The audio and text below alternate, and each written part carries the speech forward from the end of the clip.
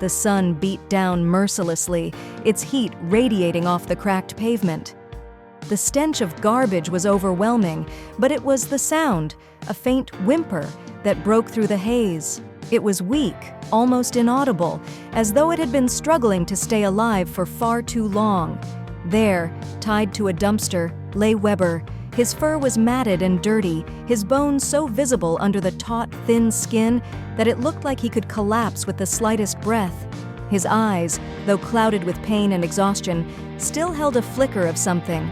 Fear, yes, but also an unmistakable plea for help. How long had he been there? Hours? Days? No one knew, but it didn't matter. Someone had abandoned him, tied him there to suffer, to die, as if he were nothing more than a forgotten piece of trash. But then they found him a woman, her heart breaking at the sight, dropped to her knees beside Weber. Her hands shook as she untied the rope that bound him, and gently, as though he might break, she pulled him into her arms. Weber's frail body trembled, and for a moment he just looked at her, his eyes full of disbelief. "Hey, it's okay. You're safe now," she whispered, though she wasn't sure if he could understand. With the slightest effort, she stood and cradled him against her chest. As she turned, she spotted the others, her team, huddled close, their faces filled with sorrow and determination.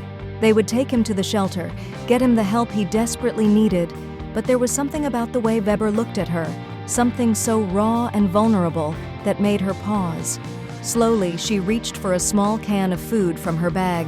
She tore it open, and the moment the scent of food reached Weber's nose, his eyes widened.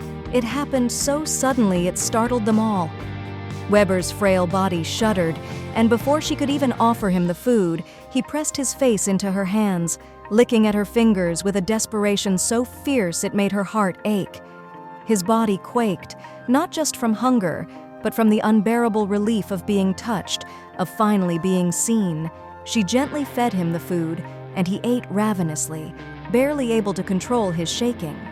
With each bite, his breathing steadied, though the hunger in his eyes never seemed to fade. He was too weak, too broken, to do more than cling to the woman, but it was enough. She had given him the one thing he hadn't had in so long: hope. If you liked the video, put like and subscribe to the channel, where you will find a lot of interesting things.